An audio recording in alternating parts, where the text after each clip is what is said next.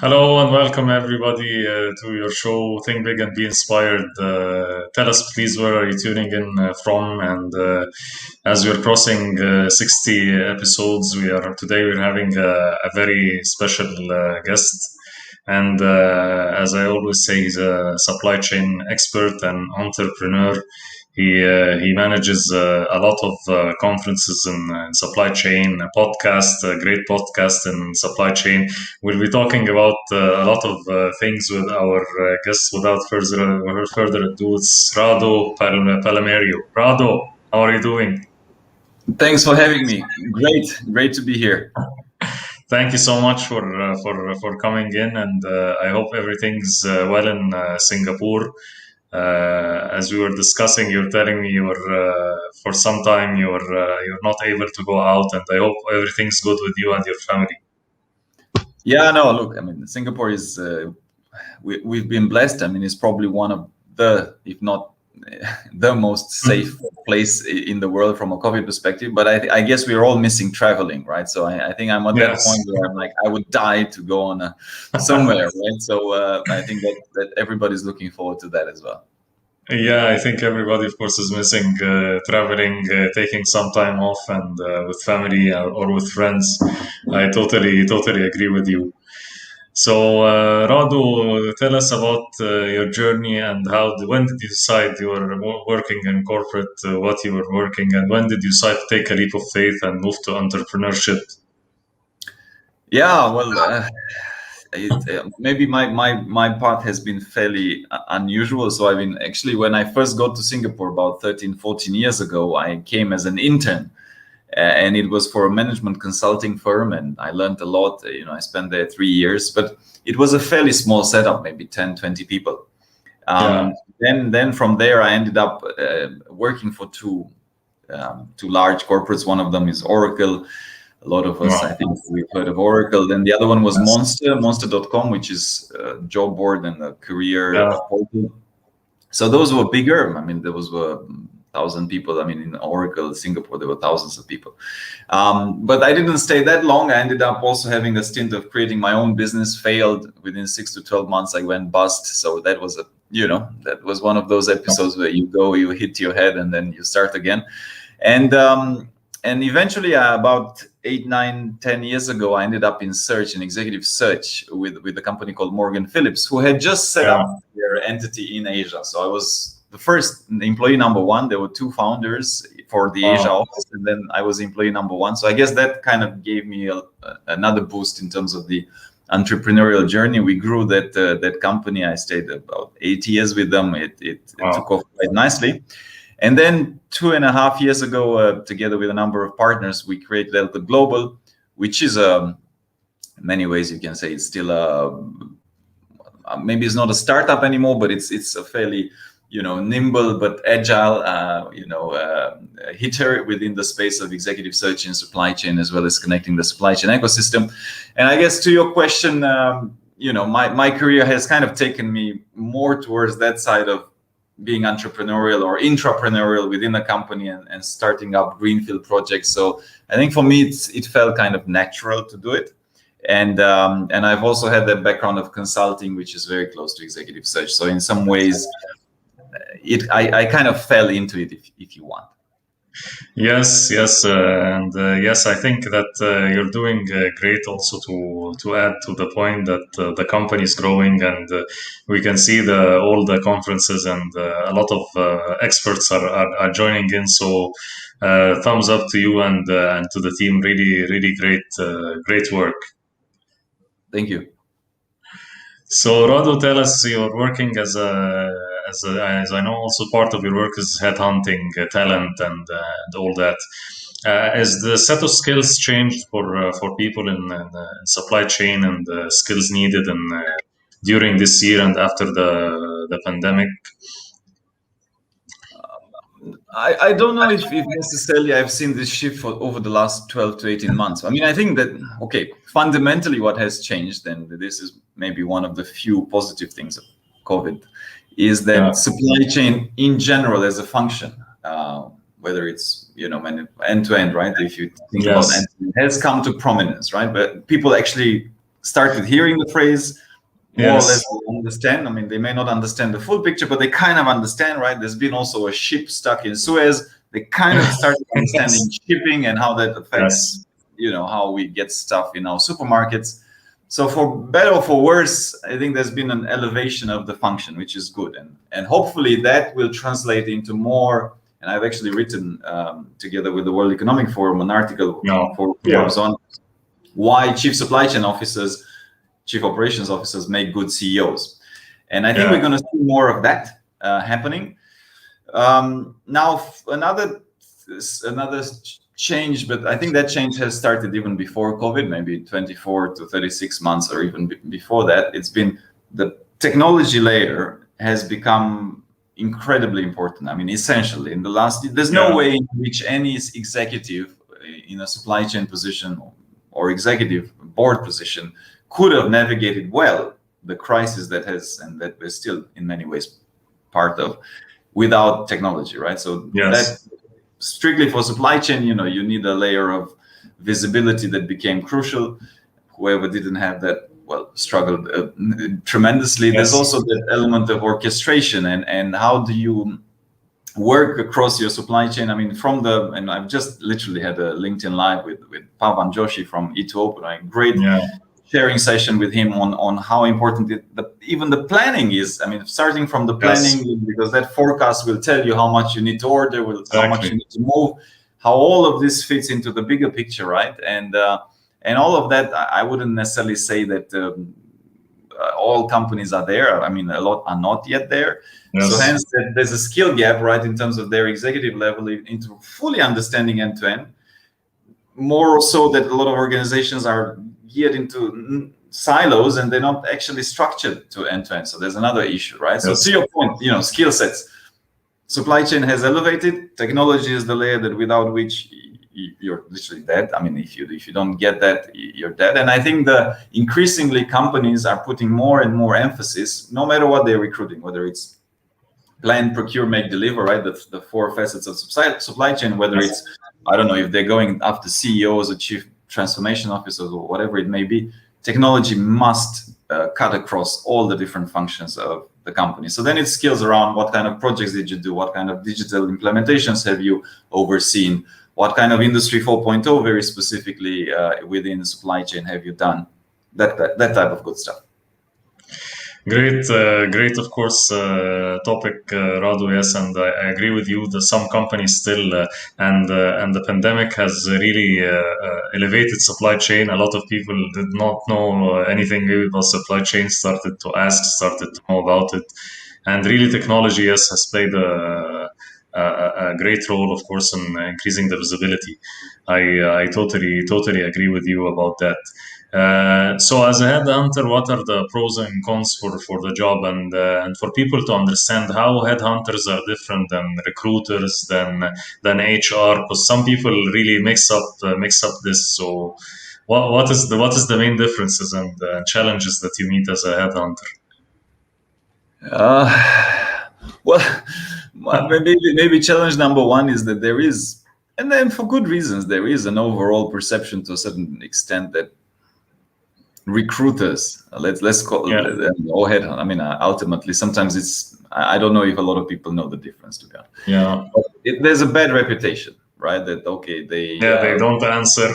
they don't answer. They ghost people, right? Maybe you get an answer initially, but then you never hear back. There's all sorts of practices that are more or less good, right? So I think there's one. I mean, I haven't particularly come across that in the last.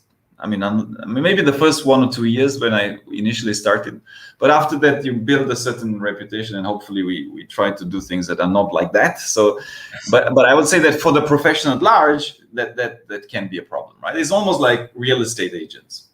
Yeah. There's certain things that a lot of things that we as consumers can do to bypass them. Some of them are complete. Okay, maybe I don't want to use too harsh words. They don't add a lot of value.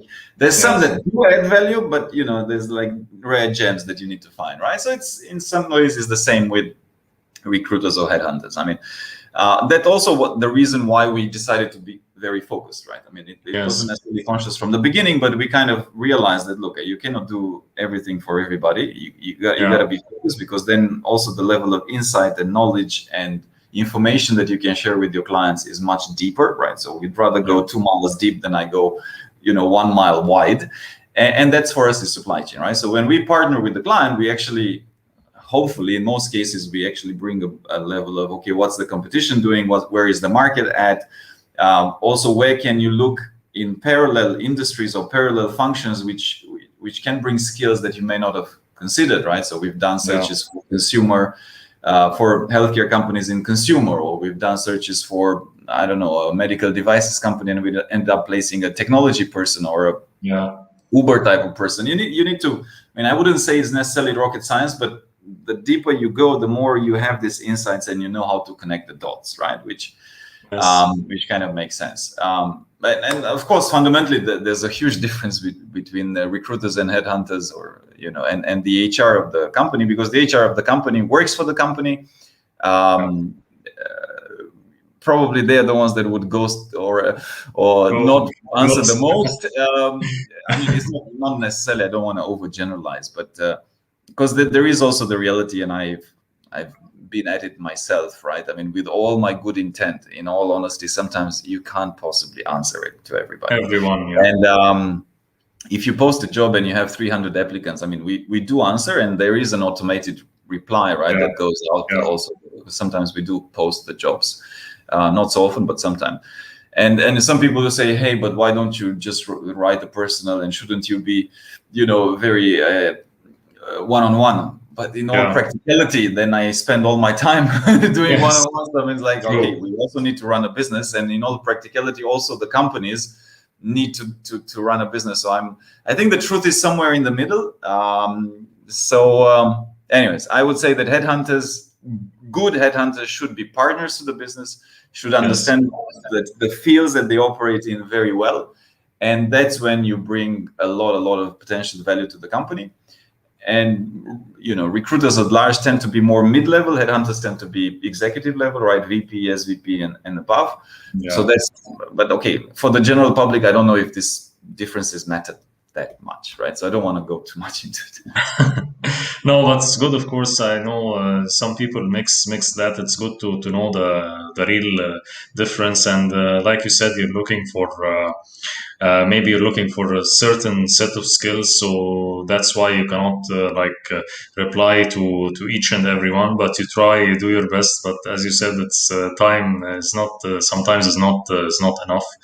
But of course, it's great to know the difference. And I know, of course, Alcott Global is doing a great job in finding and partnering with people to find the right talent. We have some people joining in.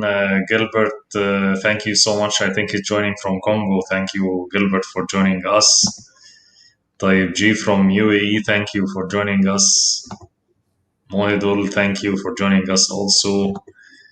Kristen Lambon, thank you for joining us. And Karim El Komi from Egypt, thank you for joining us. Great discussion, thank you. Yes, I agree. We have here Radu, of course, a great expert, and we're happy to have him here with us.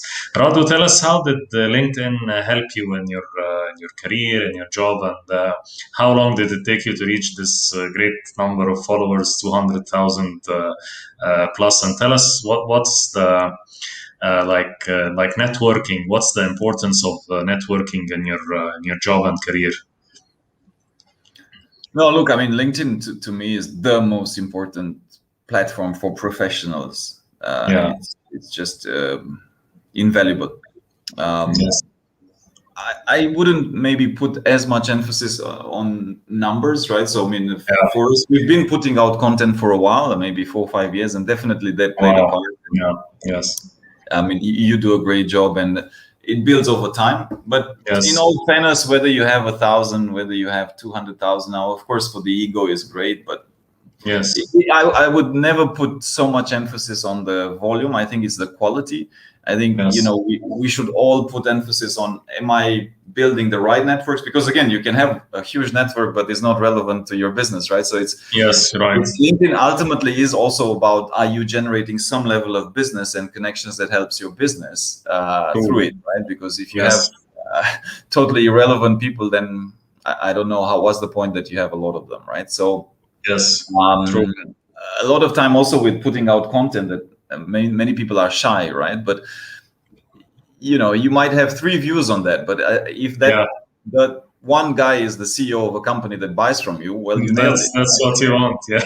Yes. So, and it's not, as you know, it's not about putting it once or trying to put out the greatest content piece of all times. You need to prepare yourself for when you hit the theory of relativity of Einstein, and only then you post, right? Because you're gonna kill it. No such You thing. It's never about post like. discipline. It's about Yes. genuinely trying to help people, right? So I cannot state that enough. I think if you only do it for your ego or you're only doing it for the likes, you're probably doing it wrong. But back to the point, why is LinkedIn important? I mean, it's the number one tool to build a network and stay in touch with people. But networking at large, right? It enables you literally to have a regional, Yes. global network, right? I'm sure you've built countless relationships. I've done business with people that we've gotten recently approached by somebody in Germany. This was a crazy Wow. story. So we got approached by a head of HR for a company that had just raised significant amounts of money, and they was supposed to hire 5 new executive positions. The HR was new. The HR was from an eBay or a technology company. This startup, it was a big already, but it was in the logistics last mile field, right? So the HR was new into that. So what did he do? He said, look, I need to hire this 5, but I'm not necessarily from the space. So let me ask one of my friends for a referral. So he asked a friend, and that friend referred us to them, right? And then I spoke to him and I asked him, who referred you to us? How did you get to us? And then he gave me the name of the friend, which I wanted to say thank you because it's a nice thing to do, but I did not know her. And it was crazy that she had followed us, followed the content for a while, I mean years, and then referred us, and then we got this lead, right? So which is many countries apart. So this kind of things, I have countless stories like this, right? Is the same if you operate in a company. If we all think, right, whoever is watching this and operates in a certain company, right, you will typically, you're watching this on LinkedIn, so I trust that you are on LinkedIn, right?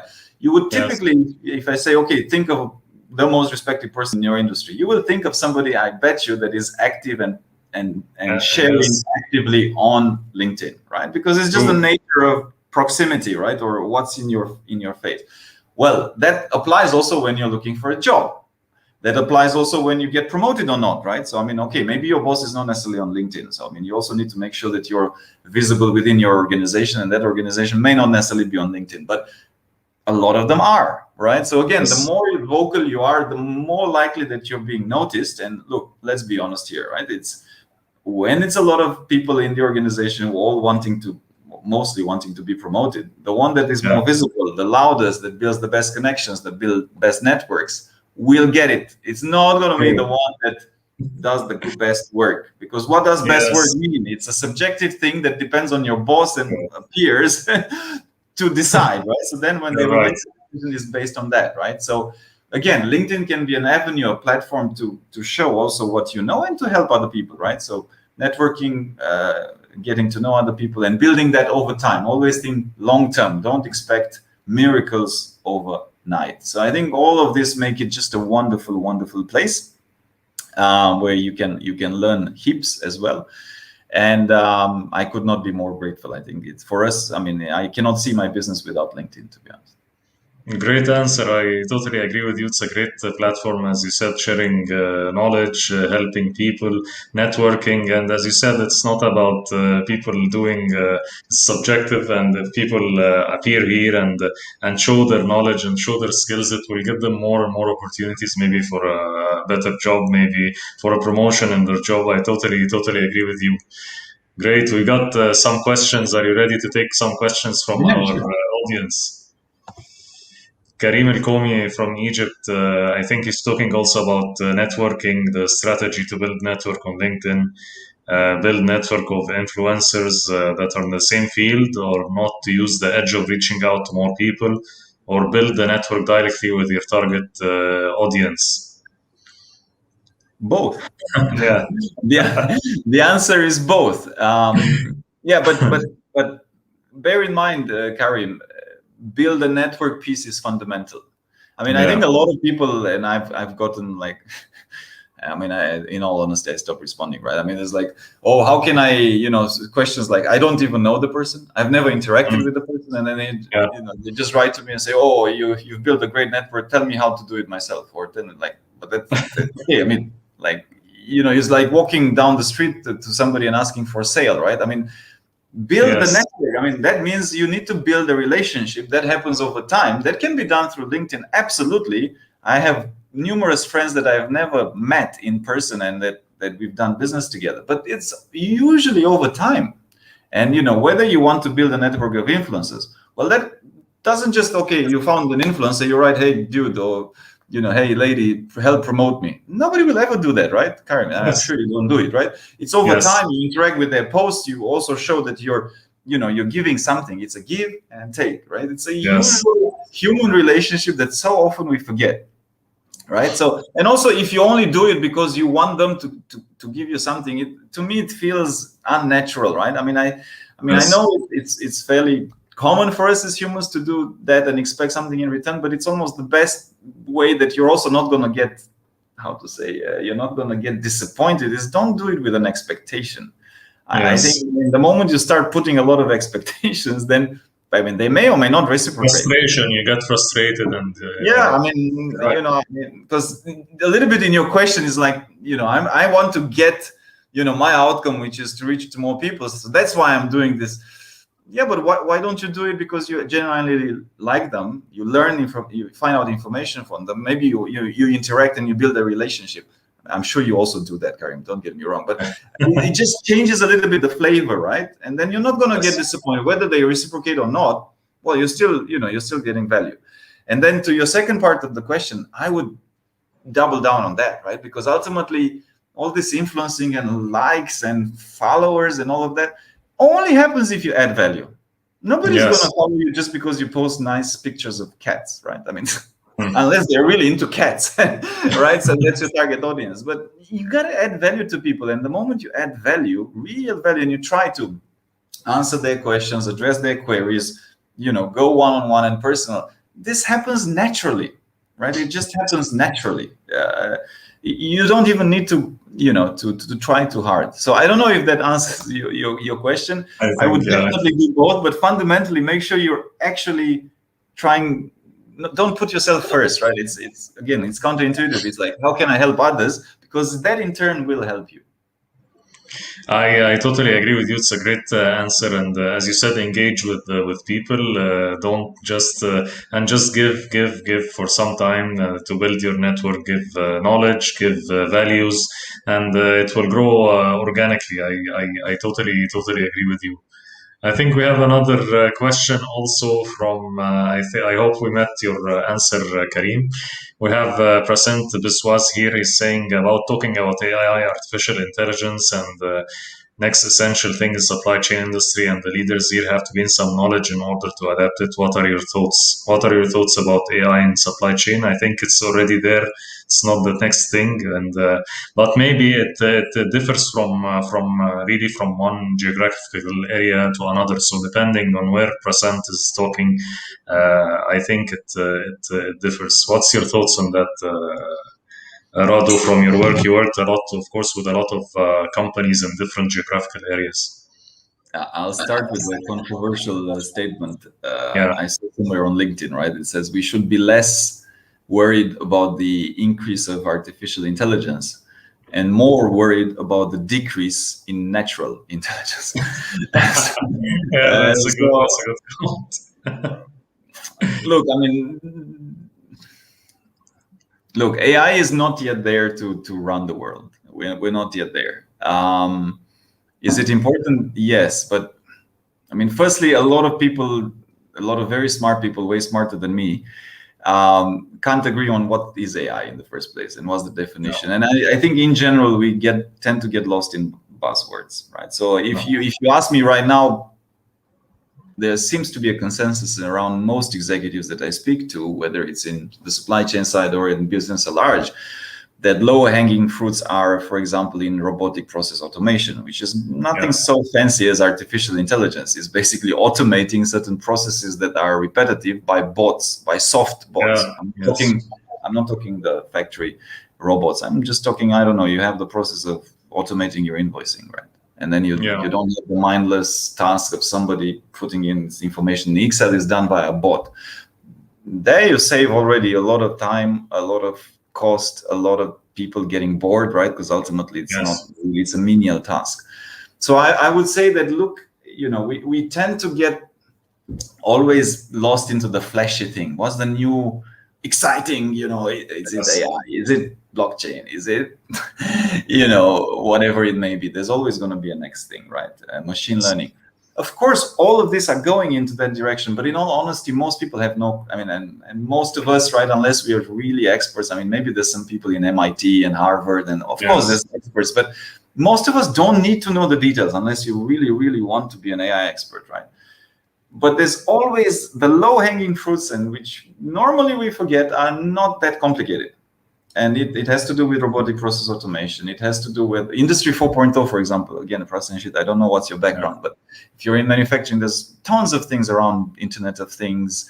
Machine learning is a big thing, but again, doesn't have to be complicated. It doesn't have to be expensive.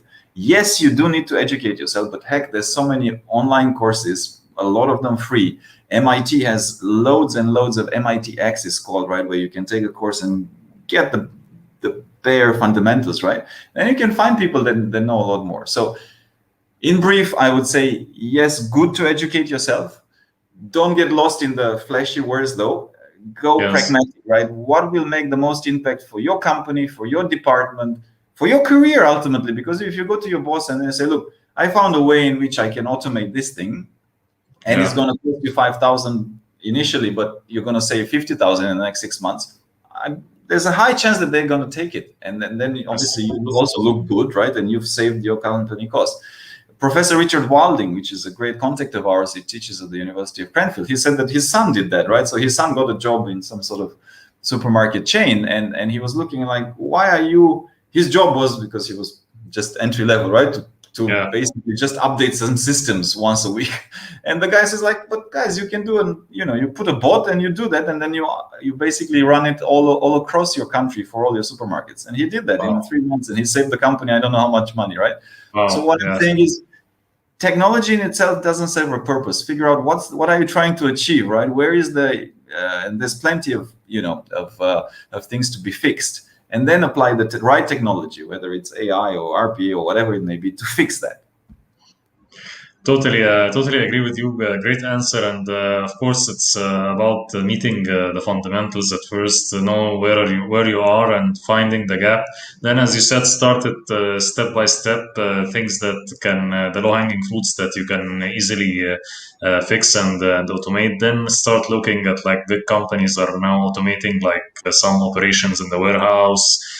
Things like that, some logistics, some things like that, but it will take time. It's a journey, of course, and it depends on where you are, where are you standing. I totally agree with you. Some of the comments here, yes, we agree with you. LinkedIn is #1 for networking. Yes, Kareem question was good on the spot. Thank you, Kareem. Thank you, Mohidul, for joining us. And Kareem is saying, yes, so true. You may get what you ask, but only once, and then lose the friendship, which is more important than thing you wanted. I agree. It's about relations, Kareem. And yes, I think Radu nailed it here. It's a great answer. Natural intelligence, he likes it. We like this quote also from you, Radu, about natural and artificial intelligence. Carla, hello, how are you? Thank you for joining us. And Hassanin, Zafar, thank you for sharing great information. We have Ratib also here is saying, well said, Radu and Carla. Good point, recap the rating systems in place to represent smart connectivity processes ideal. Yeah, thank you, Carla. Good comment from you. Radu, tell us about how did you start? When did you start these very nice conferences and bringing all the big minds from different parts of the world? And I've seen that your conferences are growing, and now you're served like thousands of people. And how did this help your business? And tell us about your journey in the conferences and how to make a winning conference and the conference is a success from your point of view. And I guess it kind of tags back to the AI question, because we did not set up to be an events company. I mean, even today, I'm not sure that we are one, or we will. I also don't necessarily consider ourselves as a headhunting firm alone. So we consider ourselves as connecting the supply chain ecosystem as a broader vision. So in that sense, we started the events because people told us at that point, which was April, May last year, when the pandemic was starting and we were stuck at home. They were telling us, look, I can't network, I can't talk to people, I don't know what's happening, we're all stuck, all the face-to-face has been canceled. Can you guys do something? Yeah. So then to the point with AI or RPA or whatever it may be, there was a problem. The problem was lack of connectivity. The problem was I still want to network, I still want to share with people, but all of a sudden we can't go anywhere, we can't meet. So that's when we said, well, let's do an online event. And actually ours was the first virtual. Now there's a lot of them, I mean, to the point where we're falling the other extreme. I think now the pendulum is we really want face-to-face because this is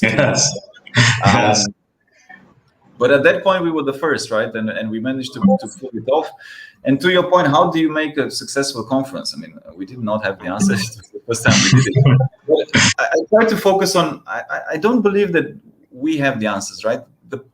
Who is it? Who's the target audience? The target audience is the community, the executives, but also the professionals at large. So then what we did is we picked up the phone, right? I mean, of course, through our headhunting business, we know a lot of people. So we said, look, what's your problem? What do you want to talk about, right? What's the biggest challenges that you're faced with? And then we try to get the speakers to talk about that. And then we know that it's going to add value, right? So you start, what's the problem? Or if you want to help people, right?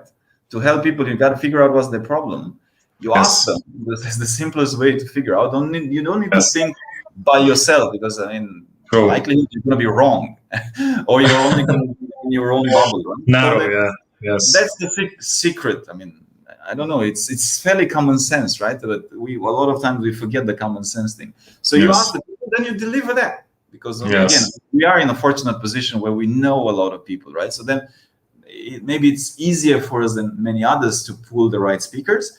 But that's how we did it. So it was a fairly organic process, and then we did an APEC one that was very well received.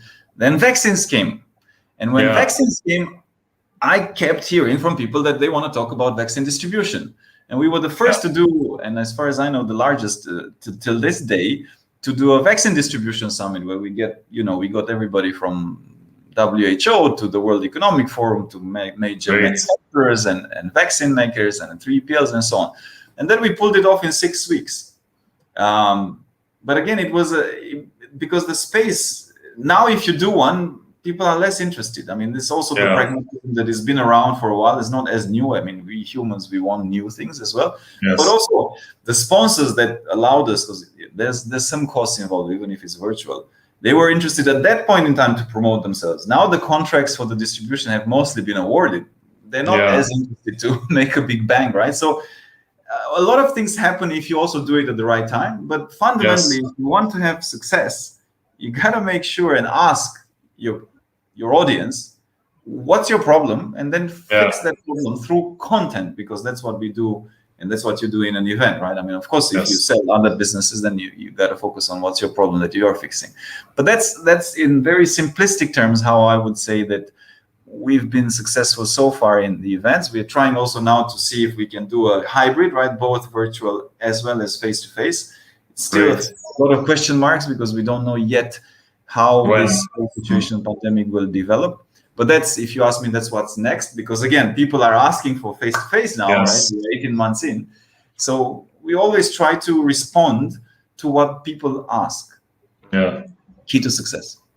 Yes, that's like the key to success, and a cheat from you that you need to ask people. And of course, as you said, the LinkedIn helped you with a lot of connections to ask, to have surveys to people what they want to talk about and all that.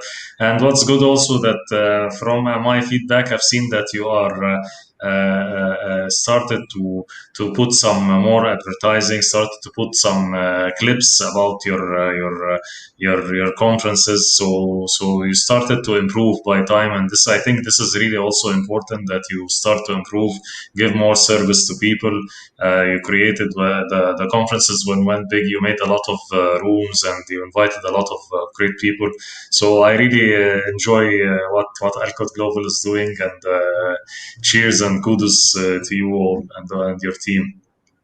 Thank you. And just to add one thought that came to mind, LinkedIn is also an excellent platform to ask if you don't know. I mean, a lot of the times I'm by no means, shapes, or form the expert into, but then you put it out there and you put it as a question or whatever, you share an opinion, but then you can ask for feedback. The comments that come are so relevant. I've learned, probably for me, LinkedIn is one of the ways in which I learn the best, because you get real feedback from people that are in the middle of it. Usually they like to share as well, right? And plus you build a relationship and the connection. It's just a wonderful, wonderful platform for that as well. True. You get the feedback from your target audience, and people like to share, as you said, which is something great. Oh, we have Arnab Singupta from India. Thank you for joining us, Arnab. Yes, artificial general intelligence has a long way to go, but good to automate. Yes, good to start, as we said, with the low-hanging fruits. Prasant is thanking you for the answer, and he's saying in 30 years, a robot will likely be on the cover of the magazine of the best CEO, like Jack Ma said. Good one, Prasant. Thank you. If they still have the Time magazine by then, but yeah. Yes. If it's not automated, by then. Carla, connectivity of various ventures represents authentic anatomy of intuition, which is the defining structure for cases of artificial intelligence. Good for you that you're still nailing down your diversified focuses. Yes, Carla, thank you. Always like your comments on nailing it always. So as we were talking also about logistics and a lot of challenges and what happened in the Suez Canal and what happened in some companies were acquired and some companies went bankrupt or had some financial issues. What do you think? What's your advice, and what you're talking in a lot of conferences? What did you hear? What is the solution for logistics and the challenges that happened in 2021? And is there like a way to be more responsive to what happened, to be more agile and flexible to overcome this logistics issues that happened in 2021? Good question. I don't know if anybody has a magic wand or a perfect answer to that. Technology definitely provides some answer, right? I mean, in a sense of, if you have the right tools, the right visibility, it can help, and then you have that flexibility of rerouting and so on. But ultimately, a lot of this has got to do, and again, just 2 hours ago, I had that conversation. It has to do with thinking holistically. From the planning side, right, from the forecasting side, that if that is accurate, a lot of things, I mean, in all honesty, we are flying a lot of things around the world or by boat, right, that should not be even transported, because you have the bullwhip effect, or you have we had the toilet paper demand, right, which ended up you had some lacks at the beginning, and then you had super mega volumes of toilet paper just sitting there because people were not good in forecasting, right? So I think there's a little bit more fundamental. So yes, of course, you can't predict the Suez Canal, you can't predict the port strike, that kind of thing. But if you have the right technology and visibility within your chain, then you can be the first to reroute. Yes, and reroute. That gives you an edge, because you book capacity when others are still sleeping and not realizing what's happening, and then you're the first, and you're guaranteed to have it.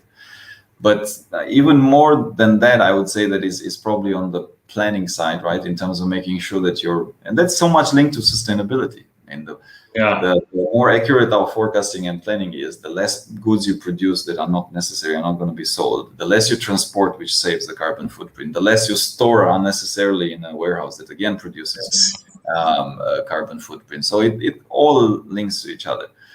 Also, as a big trend that I see accelerating probably, and now logistics costs, as you know, you're the expert, right? Is skyrocketed. Yes. Most likely localized and closer to market supply chains will be accelerated.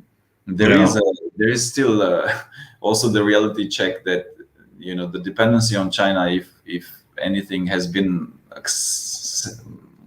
exacerbated by the fact that they have a working economy that has been very little now disrupted by COVID. It was at the beginning, but now they've gotten their things together. Whereas in most parts of the world, good luck trying to set up a new factory now, right? So, there's a tension, right? You want to localize. Yes. It makes a lot of sense for economically less cost, as well as from a sustainability perspective. At the same time, right now, good luck, right? Because there's all this, there's lockdowns, and it's just complicated. But I think long term, it's clear that it's going to happen. Yes.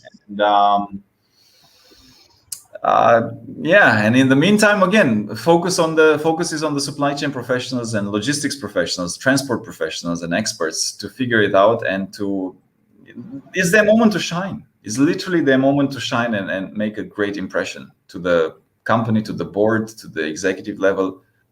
And of course, it's also on them if they fail, but such is life. Yes, true. Great answer, Radu, of course. And as you said, it's all about the end-to-end and starting from the planning. If the planning is not doing the proper job, then you will have a lot of issues in all the echelons of supply chain. So I totally agree with you, and like this answer. Olga joining us. Thank you so much, Olga, for joining us. Good morning to you. Thank you for your comment also, and Lee Newton. Good day to you all. Thank you, Lee, for joining us. Tell us when did you start, and did you think about also podcasting and having a podcast about supply chain leaders, and how long have you been in this podcasting world? Yeah, I think we probably started it about 3 years and a half, and at that time there was I remember my brother actually told me, and then I didn't know myself, and to this day I actually don't listen to a lot of podcasts myself, but it seems such an obvious thing to do. In retrospect, everything is obvious, but it just seemed that there's a gap in terms of bringing these executives to share with the broader public for free. I mean, you could get access to them through conferences, but usually then you have to pay. And I mean, how many can do that? A podcast, anybody can listen. So that was one intention that we had. And it's like, okay, let's democratize, if you want, information and get access, or get people access to this C-level. Two, it was definitely also a selfish act from our side, because we knew it's going to help us from a marketing, branding, as well as exposure and association, that people will associate us with the best minds, and then by nature of that, we're going to get more more presence, and that worked as well. And truthfully, I mean, I've personally, if nobody else, I knew ever since I was running this podcast, I knew from the beginning, if nobody else got to learn anything, I knew I was learning. So I was like, I'm going to keep doing this, right? Because these are so smart people, and you get to speak to them and actually have conversations around the industry, talent at large, and so on, which, okay, I could also have that as a headhunter, but it was a different flavor, right? And I just felt that I'm gaining a lot. So over time, 5-10 episodes, then people started telling me, oh, no, this is really awesome. Thanks for doing it, right? So you it's a reinforcing, right? It's a snowball that keeps growing and growing. Now we're 120, 130 episodes in. Again, back to the networking and relationships. We've built some amazing relationships. I mean, I feel blessed to have interacted and connected with some people that are absolutely heads off amazing. And I think a lot of, I mean, we receive almost daily messages all over the world saying thanks for the Amazing. podcast. We learn a lot. So again, it's reinforcing, right? So as long as you're adding value, then people just start following because they get value. So it's not even, you're not really doing it for the, you're not doing it for the, I mean, it's great to have likes and follows. Don't get me wrong. I love it. But as long as you add value, that happens naturally, right? So that's and we try to continue to do it. And you know, you're doing a great job as well. I mean, it's, you know, I don't need to, you know, I'm preaching to the, you know, you already know, right? So it's a reinforcing loop, and it's something very rewarding to see that you're helping people. And of course, it makes perfect business sense as well. I mean, I will never deny that part of our success has been the fact that we put out content that helped people, and then that resulted in a lot of business for us as well. Yeah, I agree with you. It can result in business opportunities. You're helping people. You're building communities for people. You're getting like live feedback from people that you are inspiring them or helping them. And also, I totally agree with you. You're meeting with a lot of people that you. It's nice to talk to them. It's nice to directly connect with them. Bright minds like you, like others. Really, it's great, and it's a great opportunity. This is, and it's convenient, of course, very convenient. You can listen to a podcast anywhere while you're doing anything. Even you don't have to go video like us. You can listen to it while you're sleeping, you're driving. So convenience is, I think, is the name of the game in it, and it makes a lot of sense. And a lot of people went to podcasts, and like the new also trend of Clubhouse and all these kind of audio social media. Yes. Absolutely. Jenny, yeah, absolutely. Yes. Jenny, thank you for joining us. Also, Jenny is a friend from Sweden. Thank you for joining us. Radu, we had great time today. A lot of great values from you. What's your final words to people? And of course, because you're in like headhunting area, what's your words to people who are looking for jobs, for people who are looking for new opportunities? Just give them like your final words and final thoughts.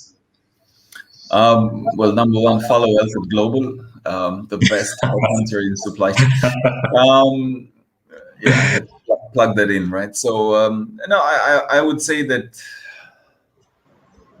the information is out there. I think the part of the job process, the most difficult part, is managing ourselves and managing our emotions, because it tends to be a fairly taxing process. And you know, you feel down, you feel depressed, you feel like you don't get a job, or depends, right? I mean, if you have a job, usually you don't, but if you don't have a job, it's much harder, right? So I think some key practical, pragmatic things, right? Try to have a buddy, try to have, you know, try to get a coach, or try to have at least one or two other people that are on the same journey, right? That you keep the positivity going and keep you pumped, right?